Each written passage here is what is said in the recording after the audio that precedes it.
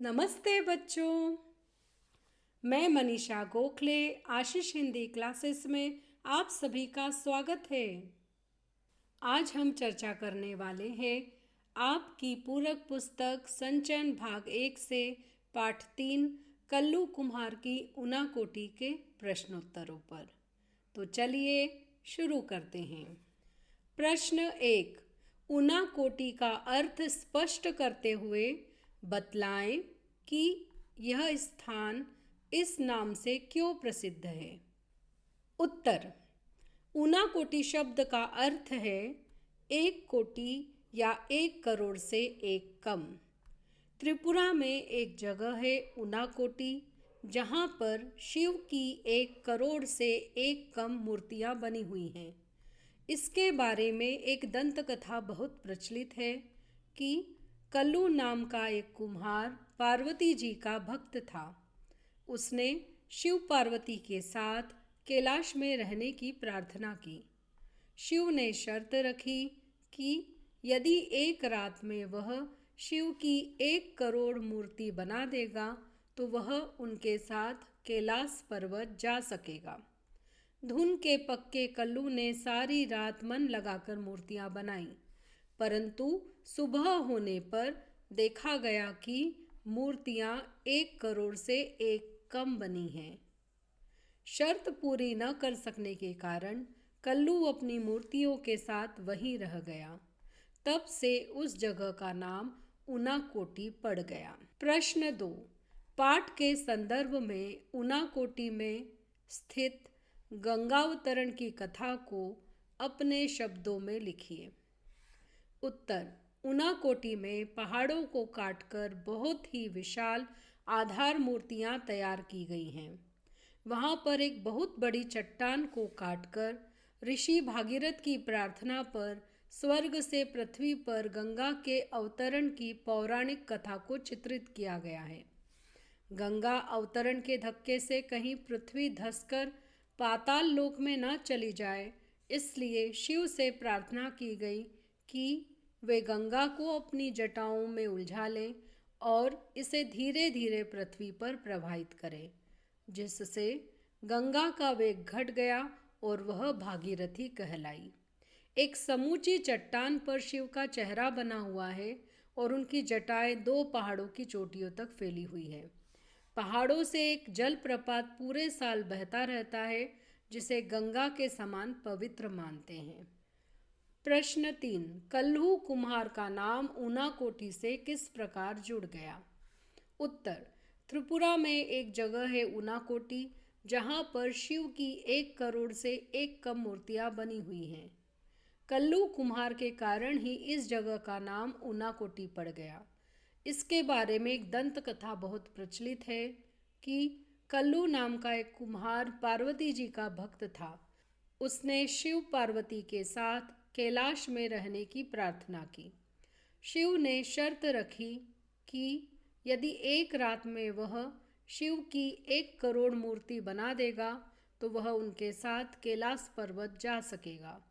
धुन के पक्के कल्लू ने सारी रात मन लगाकर मूर्तियां बनाई, परंतु सुबह होने पर देखा गया कि मूर्तियां 1 करोड़ से एक कम बनी हैं। शर्त पूरी न कर सकने के कारण कल्लू अपनी मूर्तियों के साथ वहीं रह गया। प्रश्न 4। मेरी रीढ़ में एक झुरझुरी सी दौड़ गई। लेखक के इस कथन के पीछे कौन सी घटना जुड़ी है। उत्तर। लेखक के इस कथन के पीछे यह घटना जुड़ी है कि लेखक त्रिपुरा में टिलियामुरा से मनु तक की यात्रा कर रहा था, तो हिंसाग्रस्त क्षेत्र होने के कारण उनकी टीम सीआरपीएफ के काफिले के साथ चल रही थी।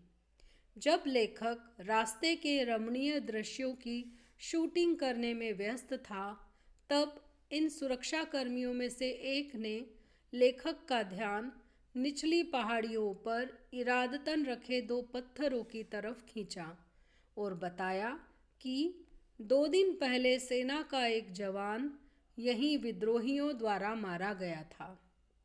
यह सुनकर लेखक की रीढ़ में एक झुरझुरी सी दौड़ गई।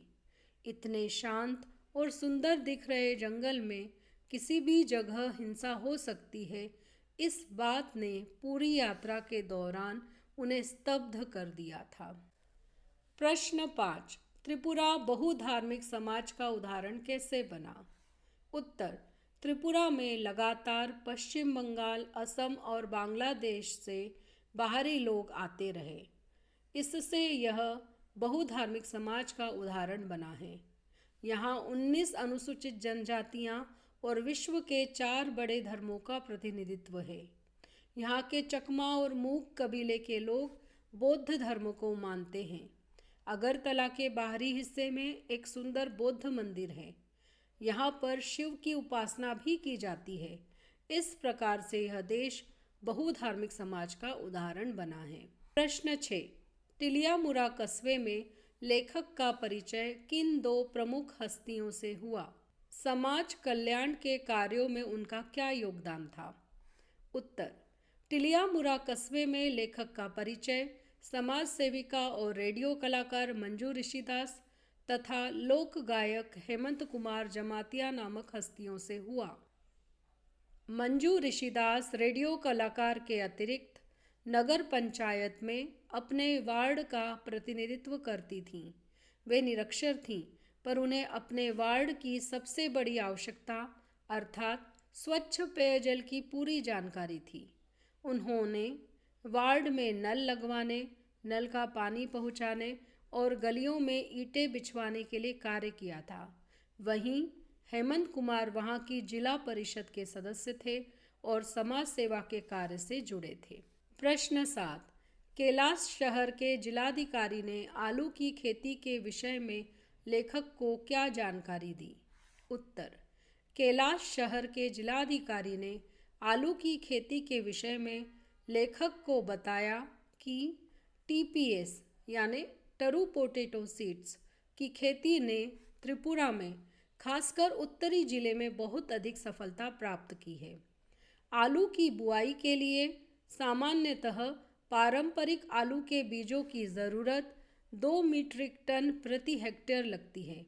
इसके बदले बुआई के लिए टीपीएस की केवल 100 ग्राम मात्रा 1 हेक्टेयर के लिए पर्याप्त होती है।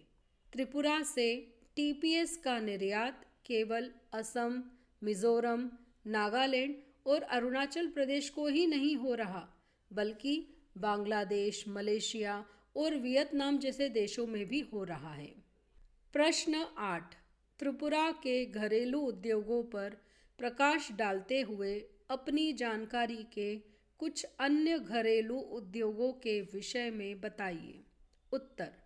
त्रिपुरा में आलू की खेती के साथ साथ अनेकों घरेलू उद्योग चलते हैं, जैसे अगरबत्ती के लिए बांस की पतली सीकें बनाना, जो अगरबत्ती बनाने के लिए गुजरात और कर्नाटक भेजी जाती हैं, बांस के खिलौने, टोकरियाँ, चटाई आदि बनाना, गले में पहनने की मालाएं बनाना, रेशम की बुनाई और मिट्टी के बर्तन प्रमुख हैं। अन्य घरेलू उद्योगों में माचिस, साबुन, प्लास्टिक, जूते, कपड़े आदि के घरेलू उद्योग सर्वप्रसिद्ध हैं। अगले वीडियो में एक नया टॉपिक लेकर फिर से हाजिर होंगी। तब तक के लिए धन्यवाद।